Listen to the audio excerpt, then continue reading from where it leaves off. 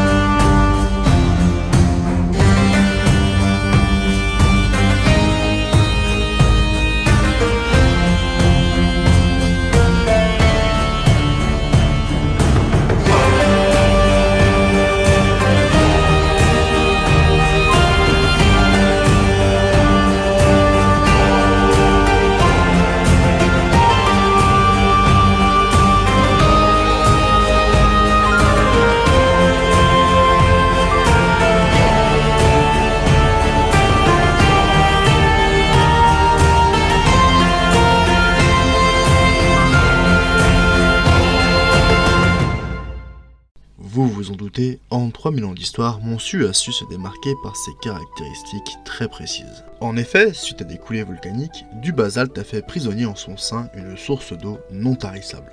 Avec cette particularité que la géologie a enfermé, durant le volcanisme, une source en haut.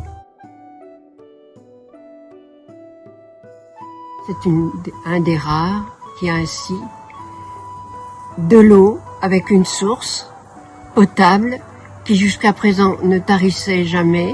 Nous ne savons pas réellement quand cela s'est produit, mais cela importe peu aux hommes et aux femmes qui s'y installeront par la suite. Nous pouvons en effet retracer certains écrits et certaines constructions datant du XIIe siècle. Comme la tour de la réserve, la chapelle Sainte-Marie-Madeleine et 7 puits qui ont survécu aux aléas du temps. Le nom de Saint-Georges-Hauteville est à décomposer. Saint-Georges est une figure emblématique des croisés ainsi que des Templiers. Quant à Hauteville, il ne s'agit ni plus ni moins que du nom donné par les Gallo-Romains à cette dernière. Alta Villa, qui veut dire haute ville, puisqu'elle est la définition visuelle même du village bâti sur un pic volcanique. La chapelle est du XIIe siècle. C'est une chapelle médiévale qui est romane.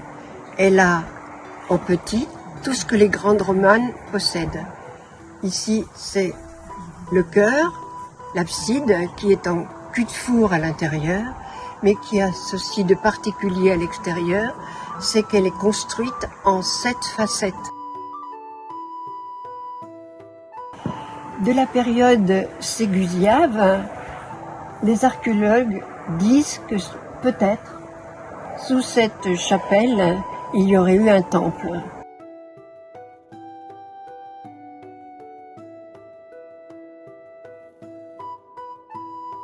Des vestiges de cette époque, très peu de choses ont survécu. Une partie de la tour du donjon, quelques puits, la chapelle Sainte-Marie-Madeleine et 7 murs, cette maison accolée à la muraille. Mis à part son histoire, c'est avant tout sa beauté, son charme rustique et le fait qu'elle se dresse seule en haut d'un pic qui ont attiré les regards et font sa beauté. Mais c'est avant tout ses gardiens qui continuent de la faire vivre jour après jour, autant à l'extérieur qu'à l'intérieur.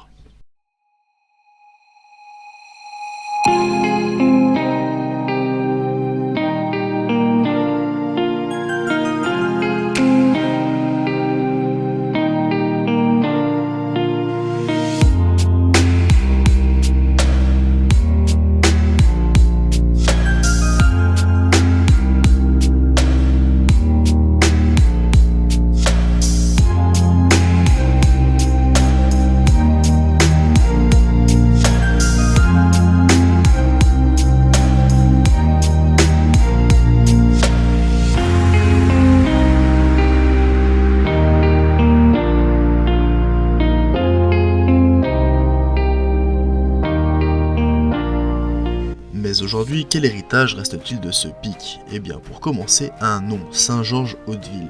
Il reste aussi la chapelle Sainte-Marie-Madeleine à Montsu, ainsi que 2 gardiens qui se feront un plaisir de vous raconter toutes les histoires de cette dernière.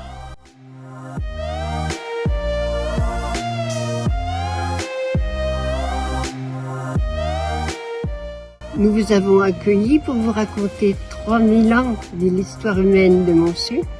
Mais nous serions ravis de vous accueillir. Monter à la chapelle, ça se gagne parce que ça grimpe. Mais vous serez les bienvenus si vous venez nous voir et admirer cet édifice qui est superbe. Ce sera avec plaisir.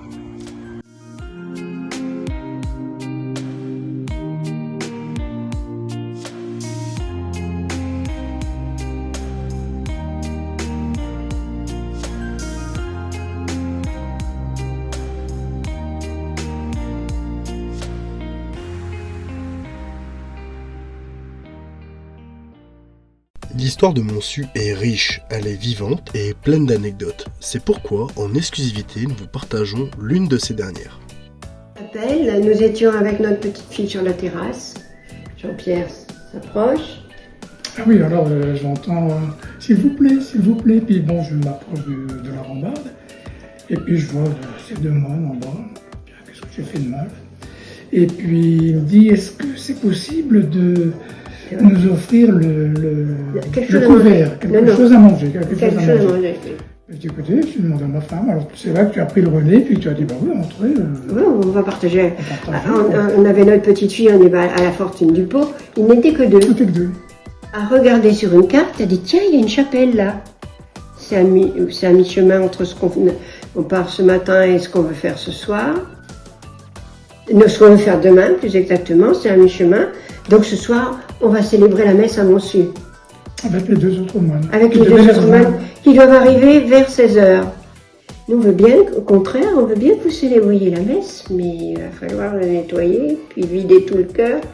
Le prêtre, parce que c'était un prêtre et 3 moines, lui dit, ben, les jeunes là, ils vont nous aider. Et ce soir, à 18h, on va célébrer la messe. Et c'est ainsi que nous avions une petite fille, eux 4, nous 2. On a passé 2 heures à nettoyer à 7.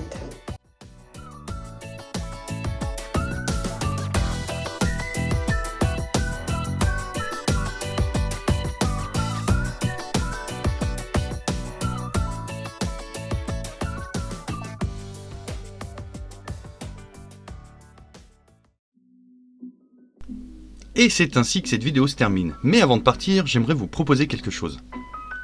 Si ce n'est pas déjà fait, je vous invite à vous abonner, liker et partager cette vidéo un maximum, car on a pour projet d'envoyer cette vidéo à Stéphane Bern, enfin du moins son équipe, pour espérer inscrire cette petite chapelle au patrimoine de France.